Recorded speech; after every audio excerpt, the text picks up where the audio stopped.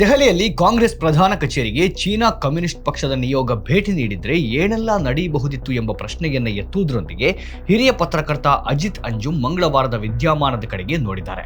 ಚಾನೆಲ್ಗಳಲ್ಲಿ ಭಯಂಕರ ಗದ್ದಲವೇ ಆಗ್ತಾ ಇತ್ತು. ಆಂಕರ್ಗಳು ಎದೆ ಬಡಿದುಕೊಳ್ತಾ ಇದ್ರು. ಬಿಜೆಪಿ ಗಲಾಟೆ ಮಾಡ್ತಾ ಇತ್ತು. ಹಿರಿಯ ಬಿಜೆಪಿ ನಾಯಕರ ಹತ್ತಾರು ಹೇಳಿಕೆಗಳು ಎಎನ್ಐ ಮೂಲಕ ಪ್ರಸಾರವಾಗ್ತಾ ಇದ್ದವು. ಸಾಮಾಜಿಕ ಮಾಧ್ಯಮಗಳಲ್ಲಿಯೂ ಕಾಂಗ್ರೆಸ್ ವಿರುದ್ಧ, ರಾಹುಲ್ ವಿರುದ್ಧ ಟೀಕೆಗಳ ಮಹಾಪುರವೇ ಬರ್ತಾ ಇದ್ದವು. ಕಾಂಗ್ರೆಸ್ ನಾಯಕರನ್ನ ದೇಶದ್ರೋಹಿಗಳು ಎನ್ನಲಾಗ್ತಾ ಇತ್ತು. ಆದರೆ ಈಗ ಭಾರತ ಮತ್ತು ಚೀನಾ ನಡುವೆ ಉದ್ವಿಗ್ನತೆ ಇರುವಾಗ, ಚೀನಾ ಭಾರತದ ಶತ್ರುವಿನಂತೆ ನಡೆದುಕೊಳ್ತಾ ಇರುವಾಗ, ಚೀನಾ ಪಾಕಿಸ್ತಾನಕ್ಕೆ ಬೆಂಬಲ ನೀಡ್ತಾ ಇರುವಾಗ ನಡೆಯಬಾರದ ವಿದ್ಯಮಾನವೊಂದು ನಡೆದಿದೆ. ಕಾಂಗ್ರೆಸ್ ನಾಯಕರ ವಿರುದ್ಧ ಚೀನಿ ಏಜೆಂಟರು ಎಂದು ಆರೋಪಿಸುವ ಬಿಜೆಪಿಯೇ ಈಗ ಮಾಡಿದ್ದೇನು?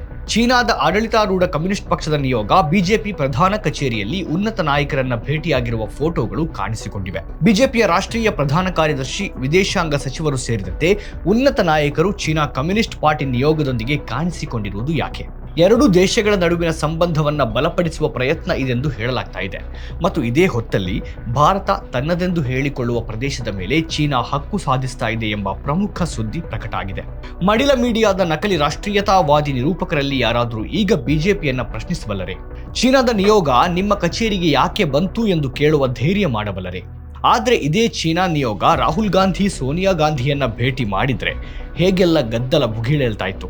ಭಾರತಕ್ಕೆ ಬಂದ ಚೀನಾದ 6 ಸದಸ್ಯರ ನಿಯೋಗ ಬಿಜೆಪಿ ನಾಯಕರೊಂದಿಗೆ ಸಭೆ ನಡೆಸಿತು. ಹೀಗಿರುವಾಗಲೂ ಚೀನಾ ಹೇಗೆ ಭಾರತದ ವಿರುದ್ಧ ಹೇಳಿಕೆಗಳನ್ನು ನೀಡುತ್ತಲೇ ಇದೆ ಮತ್ತು ಭಾರತದ ವಿರುದ್ಧ ಪಿತೂರಿಗಳಲ್ಲಿ ಭಾಗವಹಿಸುತ್ತಲೇ ಇದೆ. ಗಾಲ್ವಾನ್ ಕಣಿವೆಯಲ್ಲಿ ಚೀನಾ ಏನು ಮಾಡಿದೆ ಎಂಬುದು ಕಾಣುತ್ತಲೇ ಇದೆ. ಆಪರೇಷನ್ ಸಿಂಧೂರ್ ಸಮಯದಲ್ಲಿ ಚೀನಾ ಪಾಕಿಸ್ತಾನದ ಹಿಂದೆ ನಿಂತಿತ್ತೆಂಬುದು ಇಡೀ ಜಗತ್ತಿಗೆ ಗೊತ್ತಿದೆ. ಚೀನಾದ ವಿದೇಶಾಂಗ ಸಚಿವಾಲಯದ ಅಧಿಕಾರಿ ಬಿಜೆಪಿ ಕಚೇರಿಗೆ ಭೇಟಿ ನೀಡಿದರು. ಸಭೆಯಲ್ಲಿ ಬಿಜೆಪಿ ಮತ್ತು ಚೀನಿ ಕಮ್ಯುನಿಸ್ಟ್ ಪಕ್ಷದ ನಡುವಿನ ಸಂವಹನವನ್ನ ಹೇಗೆ ಹೆಚ್ಚಿಸುವುದು ಎಂಬುದರ ಕುರಿತು ಚರ್ಚಿಸಲಾಗಿದೆ ಅಂತ ಬಿಜೆಪಿ ನಾಯಕರು ಹೇಳ್ತಾರೆ. ಬಿಜೆಪಿ ಚೀನಿ ಕಮ್ಯುನಿಸ್ಟ್ ಪಕ್ಷದೊಂದಿಗೆ ಸಂವಹನ ಹೆಚ್ಚಿಸಲು ಬಯಸುತ್ತದೆ. ಬಿಜೆಪಿ ಪ್ರಧಾನ ಕಾರ್ಯದರ್ಶಿ ಅರುಣ್ ಸಿಂಗ್ ನೇತೃತ್ವದ ಬಿಜೆಪಿ ನಿಯೋಗ ಬಿಜೆಪಿ ಮತ್ತು ಸಿಪಿಸಿ ನಡುವಿನ ಅಂತರ, ಪಕ್ಷ ಸಂವಹನ ಹೆಚ್ಚಿಸುವ ಬಗ್ಗೆ ದೀರ್ಘವಾಗಿ ಚರ್ಚಿಸಿತು ಎನ್ನಲಾಗಿದೆ. ಭಾರತದಲ್ಲಿರುವ ಚೀನಾ ರಾಯಭಾರಿಯು ನಿಯೋಗದೊಂದಿಗೆ ಸೇರಿಕೊಂಡಿದ್ರು. ವಿಶ್ವದ ಅತಿ ದೊಡ್ಡ ಪಕ್ಷ ಬಿಜೆಪಿಯ ಪ್ರಧಾನ ಕಚೇರಿಗೆ ಚೀನಿಯರು ಯಾಕೆ ಬಂದರು? ಎರಡೂ ದೇಶಗಳ ಪ್ರಮುಖ ರಾಜಕೀಯ ಪಕ್ಷಗಳ ನಾಯಕರ ನಡುವಿನ ಈ ಸಭೆಯನ್ನ ಮಹತ್ವದ್ದಾಗಿ ಪರಿಗಣಿಸಲಾಗ್ತಾ ಇದೆ. ಅಜಿತ್ ಅಂಜುಮ್ ಅವರು ಮೂಲಗಳನ್ನ ಉಲ್ಲೇಖಿಸಿ ಹೇಳಿರುವ ಪ್ರಕಾರ ಈ ಸಭೆಯನ್ನ ಚೀನಿ ಕಮ್ಯುನಿಸ್ಟ್ ಪಕ್ಷ ಪ್ರಾರಂಭಿಸಿದೆ. ಅಂದ್ರೆ ಸುದ್ದಿಯನ್ನ ಹಾಗೆಯೇ ಸೃಷ್ಟಿಸಲಾಗಿದೆ. ಬಿಜೆಪಿಗೂ ಇದಕ್ಕೂ ಯಾವುದೇ ಸಂಬಂಧ ಇರಲಿಲ್ಲ, ಬಿಜೆಪಿಗೆ ಈ ಭೇಟಿ ಇಷ್ಟ ಇರಲಿಲ್ಲ ಎನ್ನುವಂತೆ ಬಿಂಬಿಸಲಾಗಿದೆ. ಚೀನಿ ಕಮ್ಯುನಿಸ್ಟ್ ಪಕ್ಷದ ಪ್ರಯತ್ನದ ಕಾರಣಕ್ಕಾಗಿ ಬಿಜೆಪಿ ಆಯೋಗಕ್ಕೆ ತನ್ನ ಕಚೇರಿಯ ಬಾಗಿಲು ತೆರೆಯಿತು ಮತ್ತು ಸಭೆ ನಡೆಸಿತು ಎಂದು ಆ ಮೂಲ ಹೇಳ್ತಾ ಇದೆ. ಗಾಲ್ವಾನ್ನಲ್ಲಿ ಚೀನಾ ಏನು ಮಾಡಿತು? ನಮ್ಮ ಸೈನಿಕರಲ್ಲಿ 19-20 ಜನರು ಹುತಾತ್ಮರಾದದ್ದು ಹೇಗೆ? ಚೀನಾ ಭಾರತದ ಬೆನ್ನಿಗೆ ಹೇಗೆ ಇರಿದಿದೆ? ಚೀನಾ ಭಾರತೀಯ ಪ್ರದೇಶವನ್ನು ಹೇಗೆ ಅತಿಕ್ರಮಿಸಿದೆ? ಇವೆಲ್ಲ ಪ್ರಶ್ನೆಗಳು ಹಾಗೆಯೇ ಇರುವ ಹೊತ್ತಲ್ಲಿ ಬಿಜೆಪಿ ಕಚೇರಿಯಲ್ಲಿ ಈ ಭೇಟಿ ನಡೆದಿದೆ. ಲಡಾಖ್ ಮತ್ತು ಆ ಎಲ್ಲ ಪ್ರದೇಶಗಳಲ್ಲಿ ಸೇನೆಯ ಪೂರ್ತಿ ವಾಪಸಾತಿ ಆಗಿದೆಯೇ ಎಂಬುದರ ಕುರಿತು ಇನ್ನೂ ಯಾವುದೇ ನಿರ್ದಿಷ್ಟ ಮಾಹಿತಿ ಇಲ್ಲ. ಅದರ ಬಗ್ಗೆ ಏನನ್ನೂ ಖಚಿತವಾಗಿ ಹೇಳಲಾಗ್ತಾ ಇಲ್ಲ. ಆಪರೇಷನ್ ಸಿಂಧೂರ್ ಸಮಯದಲ್ಲಿ ಪಾಕಿಸ್ತಾನಕ್ಕೆ ಎಲ್ಲ ರೀತಿಯ ತಾಂತ್ರಿಕ ಬೆಂಬಲ, ಗುಪ್ತಚರ ಬೆಂಬಲ ಮತ್ತು ಎಲ್ಲ ರೀತಿಯ ಸುಧಾರಿತ ತಂತ್ರಜ್ಞಾನವನ್ನು ಚೀನಾ ಹೇಗೆ ಒದಗಿಸಿತು? ಸಂವೇದಕಗಳು ಮತ್ತು ರಾಡಾರ್ಗಳಿಂದ ಹಿಡಿದು ಎಲ್ಲವನ್ನೂ ಚೀನಾ ಮಿಲಿಟರಿ ಒದಗಿಸಿದೆ ಎಂದು ಹೇಳಲಾಗ್ತಾ ಇದೆ.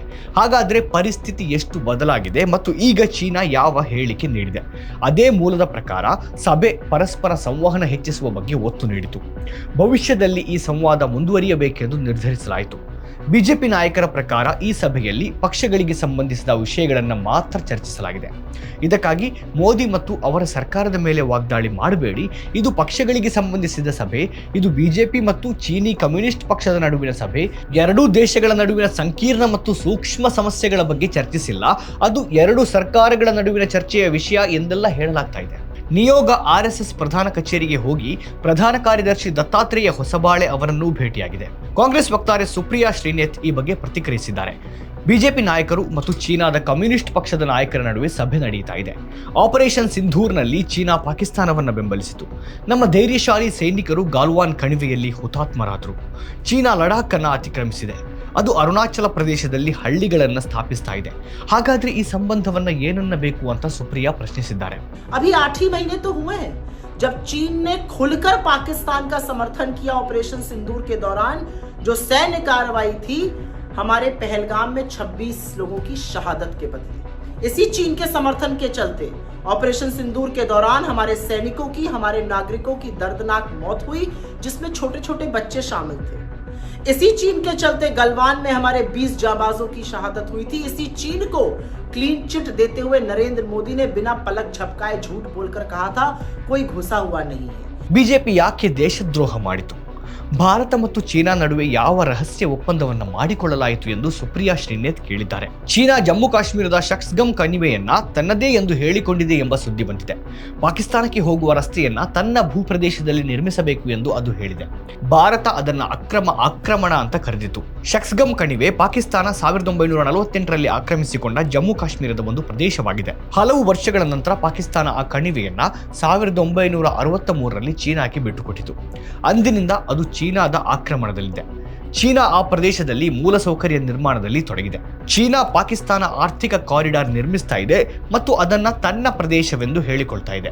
ಚೀನಾ ಅಂತಹ ಹೇಳಿಕೆಗಳನ್ನು ನೀಡಿದೆ. ವರದಿಗಳ ಪ್ರಕಾರ ಚೀನಾದ ವಿದೇಶಾಂಗ ಸಚಿವಾಲಯದ ವಕ್ತಾರರು ಆ ಪ್ರದೇಶ ಚೀನಾದ ಭಾಗವಾಗಿದೆ ಅಂತ ಹೇಳಿದ್ದಾರೆ. ತನ್ನದೇ ಆದ ಪ್ರದೇಶದಲ್ಲಿ ಮೂಲಸೌಕರ್ಯ ನಿರ್ಮಿಸುವುದು ಚೀನಾದ ಹಕ್ಕು. ಇದರ ಬಗ್ಗೆ ಯಾವುದೇ ಪ್ರಶ್ನೆ ಇಲ್ಲ ಎಂದಿರುವುದು ವರದಿಯಾಗಿದೆ. ಅರುಣಾಚಲ ಪ್ರದೇಶದಲ್ಲಿ ಹಳ್ಳಿಗಳ ಹೆಸರುಗಳನ್ನು ಬದಲಾಯಿಸಲಾಗ್ತಾ ಇದೆ ಎಂಬ ವರದಿಗಳಿವೆ. ಮೋದಿ ಸರ್ಕಾರದ ವಿದೇಶಾಂಗ ನೀತಿಯನ್ನ ತಡೆಹಿಡಿಯಲಾಗಿದೆ ಎಂದು ಕಾಂಗ್ರೆಸ್ ಹೇಳಿದೆ. ಜಮ್ಮು ಕಾಶ್ಮೀರದಲ್ಲಿರುವ ಕಣಿವೆಯನ್ನ ಚೀನಾ ತನ್ನದೇ ಎಂದು ಹೇಳ್ತಾ ಇರುವಾಗ ಮೋದಿಯ ಕೆಂಗಣ್ಣಿಗೆ ಏನಾಯಿತು? ಅದು ಹೀಗೆ ಹೇಳ್ತಾ ಇರುವಾಗ ಬಿಜೆಪಿ ಪ್ರಧಾನ ಕಚೇರಿಯಲ್ಲಿ ಬಿಜೆಪಿ ನಾಯಕರು ಮತ್ತು ಚೀನಾ ಕಮ್ಯುನಿಸ್ಟ್ ಪಕ್ಷದ ನಾಯಕರ ನಡುವೆ ಹೇಗೆ ಸಭೆ ನಡೆಯಿತು? ಒಂದೆಡೆ ಮೋದಿ ಚೀನಾಕ್ಕೆ ಕೆಂಗಣ್ಣು ತೋರಿಸುವ ಬಗ್ಗೆ ಮಾತನಾಡ್ತಾರೆ. ಈ ನಡುವೆ ಬಿಜೆಪಿ ಕಚೇರಿಯಲ್ಲಿ ಚೀನಾದ ನಾಯಕರಿಗೆ ಕೆಂಪು ಹಾಸಿನ ಸ್ವಾಗತ ನೀಡಲಾಗ್ತಾ ಇದೆ ಅಂತ ಆಪ್ ಟೀಕಿಸಿದೆ. ವಿರೋಧ ಪಕ್ಷಗಳು ಚೀನಾ ನಾಯಕರನ್ನ ಭೇಟಿಯಾದಾಗ ಮಾತ್ರ ಅಪರಾಧ, ಆರ್ಎಸ್ಎಸ್ ಮತ್ತು ಬಿಜೆಪಿ ಭೇಟಿಯಾದಾಗ ಅಪರಾಧವಲ್ಲ ಅಂತ ಹಿರಿಯ ಪತ್ರಕರ್ತ ಸುಶಾಂತ್ ಸಿಂಗ್ ಹೇಳಿದ್ದಾರೆ. ಈ ಸಭೆ ವಿರೋಧ ಪಕ್ಷದೊಂದಿಗೆ ಆಗಿದ್ರೆ ನಿರೂಪಣೆ ಏನಾಗಿರ್ತಿತ್ತು? ಅದನ್ನ ದೇಶದ್ರೋಹ ಎನ್ನಲಾಗ್ತಾ ಇತ್ತು. ರಹಸ್ಯ ಸಭೆ, ಚೀನಾ ಜೊತೆಗೆ ಒಪ್ಪಂದ ಅಂತ ಮಡಿಲ ಮೀಡಿಯಾದ ಆಂಕರ್ಗಳು ಕಿರ್ಚಾಡ್ತಾ ಇದ್ರು. ಆದರೆ ಈಗ ಮೋದಿ ಮೌನವಾಗಿರುವಾಗ ಶಕ್ಸ್ಗಮ್ ಕಣಿವೆಯಲ್ಲಿ ಚೀನಾ ಕೆಲಸ ಬಹಿರಂಗವಾಗಿ ಮುಂದುವರಿಸ್ತಾ ಇದೆ. ಇತ್ತೀಚಿನ ಸುದ್ದಿಗಳ ಪ್ರಕಾರ ನರೇಂದ್ರ ಮೋದಿ ಅವರು ಸರ್ಕಾರಿ ಒಪ್ಪಂದಗಳಲ್ಲಿ ಭಾಗವಹಿಸುವುದನ್ನು ತಡೆಯುವ ಚೀನಿ ಕಂಪನಿಗಳ ಮೇಲಿನ ನಿಷೇಧವನ್ನು ತೆಗೆದುಹಾಕಲಿದ್ದಾರೆ. ನಿಷೇಧ ತೆಗೆದುಹಾಕಿದ ನಂತರ ಚೀನಾ ನಿರ್ಭಯದಿಂದ ಸರ್ಕಾರಿ ಒಪ್ಪಂದಗಳನ್ನು ಮಾಡಿಕೊಳ್ತದೆ. ಚೀನಾ ಬಹಿರಂಗವಾಗಿ ಪಾಕಿಸ್ತಾನಕ್ಕೆ ಬೆಂಬಲ ನೀಡಿ ಕೇವಲ 8 ತಿಂಗಳಾಗಿವೆ. ಪಹಲ್ಗಾಮ್ನಲ್ಲಿ 26 ಜನರ ಹತ್ಯೆಗೆ ಪ್ರತೀಕಾರವಾಗಿ ನಡೆದ ಆಪರೇಷನ್ ಸಿಂಧೂರ್ ಹೊತ್ತಲ್ಲಿ ಚೀನಾ ಪಾಕಿಸ್ತಾನಕ್ಕೆ ನೀಡಿದ ಬೆಂಬಲದಿಂದಾಗಿಯೇ ನಮ್ಮ ಸೈನಿಕರು ಮತ್ತು ನಾಗರಿಕರ ದುರಂತ ಸಾವು ಸಂಭವಿಸಿತು. ಸಾವಿಗೀಡಾದವರಲ್ಲಿ ಚಿಕ್ಕ ಮಕ್ಕಳು ಕೂಡ ಸೇರಿದ್ರು. ಮೋದಿ ಚೀನಾದೊಂದಿಗೆ ಭಾರಿ ವ್ಯಾಪಾರ ಮಾಡಿ ವ್ಯಾಪಾರ ಕೊರತೆಯನ್ನ $100 ಬಿಲಿಯನ್ ದಾಟಿಸಿದ್ರು. ಈಗ ಅವರು ಚೀನಾದ ನಾಗರಿಕರಿಗೆ ವೀಸಾಗಳನ್ನು ಕೊಡ್ತಾ ಇದ್ದಾರೆ. ಎಲೆಕ್ಟ್ರಾನಿಕ್ಸ್ ವಲಯ ಪ್ರವೇಶಿಸಲು ಮತ್ತು ಹೂಡಿಕೆ ಮಾಡಲು ಅವಕಾಶ ಮಾಡಿಕೊಟ್ಟಿದ್ದಾರೆ. ಅವರು ಚೀನಾವನ್ನ ಕೆಂಪು ಕಣ್ಣುಗಳಿಂದ ನೋಡುವ ಬಗ್ಗೆ ಮಾತನಾಡ್ತಾ ಇದ್ರು. ಅದಂತೂ ಆಗಲಿಲ್ಲ. ಕಡೆ ಪಕ್ಷ ಅವರು ಚೀನಾದ ಹೆಸರು ಹೇಳಲು ಸಹ ಸಾಧ್ಯವಾಗಲಿಲ್ಲ. ಈಗ ಸರ್ಕಾರಿ ಒಪ್ಪಂದಗಳ ಮೇಲಿನ ನಿಷೇಧ ತೆಗೆದುಹಾಕುವ ಮೂಲಕ ಅವರು ಸರ್ಕಾರಿ ಒಪ್ಪಂದಗಳಲ್ಲಿ ಚೀನಾದ ಒಳನುಸುಳುವಿಕೆಗೆ ದಾರಿ ಮಾಡಿಕೊಡ್ತಾ ಇದ್ದಾರೆ. ಇದು ಮೋದಿಯವರ ಅಸಲಿಯತ್ತು ಅಂತ ಸುಪ್ರಿಯಾ ಶ್ರೀನಾಥ್ ಹೇಳ್ತಾರೆ. ಗಾಲ್ವಾನ್ ಕಣಿವೆಯಲ್ಲಿ ಚೀನಾ ಹಿಂಸಾಚಾರದ ನಂತರ ನಮ್ಮ ಸೈನಿಕರು ಸಾವನ್ನಪ್ಪಿದ ನಂತರ ಪ್ರಧಾನಿ ಮೋದಿ ಚೀನಾದ ಹೆಸರನ್ನು ಉಲ್ಲೇಖಿಸಲು ಸಹ ಸಾಧ್ಯವಾಗಲಿಲ್ಲ ಎಂಬುದು ಸತ್ಯ. 4 ದಿನಗಳ ನಂತರ ಯಾರೂ ನಮ್ಮ ಗಡಿಗಳನ್ನು ಪ್ರವೇಶಿಸಿಲ್ಲ ಅಂತ ಅವರು ಹೇಳಿದ್ರು. ಮೋದಿ ಚೀನಾದ ಹೆಸರನ್ನು ಉಲ್ಲೇಖಿಸಲು ಸಹ ಹಿಂಜರಿತಾರೆ. ಟ್ರಂಪ್ ನಿರಂತರವಾಗಿ ಭಾರತದ ವಿರುದ್ಧ ಹೇಳಿಕೆಗಳನ್ನು ನೀಡ್ತಾ ಇದ್ದಾರೆ. ಭಾರತವನ್ನು ನಿರಂತರವಾಗಿ ಕೀಳಾಗಿ ನೋಡ್ತಾ ಇದ್ದಾರೆ. ಅಂತಾರಾಷ್ಟ್ರೀಯ ವೇದಿಕೆಗಳಲ್ಲಿ ಭಾರತವನ್ನು ನಿರಂತರವಾಗಿ ಅವಮಾನಿಸ್ತಾ ಇದ್ದಾರೆ. ಆದರೆ ಟ್ರಂಪ್ ಅವರ ಹೇಳಿಕೆಗಳನ್ನು ನಿರಾಕರಿಸುವ ಧೈರ್ಯ ಮೋದಿಗೆ ಇಲ್ಲ. ಚೀನಾದೊಂದಿಗೆ ಭಾರತದ ವ್ಯಾಪಾರ ಕೊರತೆ ನಿರಂತರವಾಗಿ ಹೆಚ್ಚುತ್ತಾ ಇದೆ. ನಾವು ಚೀನಾಕ್ಕೆ ಕಳುಹಿಸುವುದಕ್ಕಿಂತ ಹಲವು ಪಟ್ಟು ಹೆಚ್ಚು ಸರಕುಗಳನ್ನು ಭಾರತಕ್ಕೆ ಚೀನಾ ಕಳುಹಿಸ್ತಾ ಇದೆ. ಅಂದರೆ ಸರ್ಕಾರ ಆಮದುಗಳನ್ನು ನಿಲ್ಲಿಸಿಲ್ಲ, ಭಾರತದಲ್ಲಿ ಚೀನಾದ ವ್ಯಾಪಾರವನ್ನು ನಿಷೇಧಿಸಿಲ್ಲ, ಹಾಗೆಯೇ ಭಾರತ ರಫ್ತು ಮಾಡುತ್ತಿರುವುದನ್ನು ನಿಷೇಧಿಸಿಲ್ಲ. ಉದ್ವಿಗ್ನತೆಯ ನಂತರವೂ, ಗಾಲ್ವಾನ್ ವಿದ್ಯಮಾನದ ನಂತರವೂ, ಆಪರೇಷನ್ ಸಿಂಧೂರಿಗೆ ಮೊದಲು ಮತ್ತು ಆಪರೇಷನ್ ಸಿಂಧೂರ್ ನಂತರವೂ ಭಾರತ ಮತ್ತು ಚೀನಾ ನಡುವೆ ವ್ಯಾಪಾರ ನಡೀತಾ ಇದೆ. ರಾಹುಲ್ ಗಾಂಧಿಯನ್ನ ಚೀನಾದ ಏಜೆಂಟ್ ಎಂದು ಕರೆಯಲಾಗ್ತಾ ಇದ್ದ ಸಮಯದಲ್ಲಿಯೇ ಮೋದಿ ಸರ್ಕಾರದಿಂದ ಇದೆಲ್ಲವೂ ನಡೀತಾ ಇದೆ. ಕ್ಸಿ ಜಿಂಗ್ಪಿನ್ ಬಂದಾಗ ಮೋದಿ ಅವರನ್ನ ಹೇಗೆ ಸ್ವಾಗತಿಸಿದ್ರು ಎಂಬುದನ್ನು ನೋಡಿದ್ದೇವೆ. ಅವರನ್ನ ಸಬರ್ಮತಿ ನದಿಯ ದಡಕ್ಕೆ ಕರೆದೊಯ್ಯಲಾಯಿತು. ಅವರೊಂದಿಗೆ ಉಯ್ಯಾಲೆಯಲ್ಲಿ ತೂಗಾಡ್ತಾ ಸಬರ್ಮತಿ ನದಿಯ ಬಳಿ ಮೋದಿ ಆನಂದಿಸಿದ್ರು. ಅವರನ್ನ ಗಾಂಧಿ ಆಶ್ರಮಕ್ಕೆ ಕರೆದೊಯ್ದರು. ಆದರೆ ವಿರೋಧ ಪಕ್ಷದ ನಾಯಕ ಹೀಗೇನಾದರೂ ಮಾಡಿದ್ರೆ ಅವರನ್ನ ದೇಶದ್ರೋಹಿಗಳು ಎನ್ನಲಾಗುತ್ತೆ. ಭಾರತ ಚೀನಾ ಸಂಬಂಧಗಳು ಸಾಮಾನ್ಯವಾಗಿಲ್ಲದ ಪರಿಸ್ಥಿತಿಯಲ್ಲಿ ಚೀನಾ POKಯ ಆ ಭಾಗವನ್ನ ತನ್ನದೆಂದು ಹೇಳ್ತಾ ಇರುವಾಗ ಮತ್ತು ಅಲ್ಲಿ ನಿರ್ಮಾಣ ಕೆಲಸ ಮಾಡ್ತಾ ಇರುವಾಗ ಇರುವಾಗ, ಚೀನಾ ಪಾಕಿಸ್ತಾನವನ್ನು ಬಹಿರಂಗವಾಗಿ ಬೆಂಬಲಿಸ್ತಾ ಇರುವಾಗ ಈಗ ಈ ಸಭೆ ನಡೆದಿದೆ. ರಾಜತಾಂತ್ರಿಕತೆಯಲ್ಲಿ ಇದು ಅಗತ್ಯವಿದೆ ಅಂತ ವಾದಿಸಲೂಬಹುದು. ಆದರೆ ಬಿಜೆಪಿ ತಾನೇನೇ ಮಾಡಿದ್ರೂ ಸಮರ್ಥಿಸಿಕೊಳ್ತಲೇ ಬಂದಿದೆ.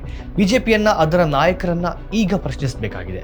ಆದರೆ ಯಾರು ಪ್ರಶ್ನಿಸ್ತಾರೆ ಎಂಬುದೇ ದೊಡ್ಡ ಪ್ರಶ್ನೆ. ವೀಕ್ಷಕರೇ, ಈ ಬಗ್ಗೆ ನೀವೇನು ಹೇಳ್ತೀರಿ? ನಿಮ್ಮ ಅಭಿಪ್ರಾಯವನ್ನ ಕೆಳಗೆ ಕಮೆಂಟ್ ಮಾಡಿ. ಧನ್ಯವಾದ.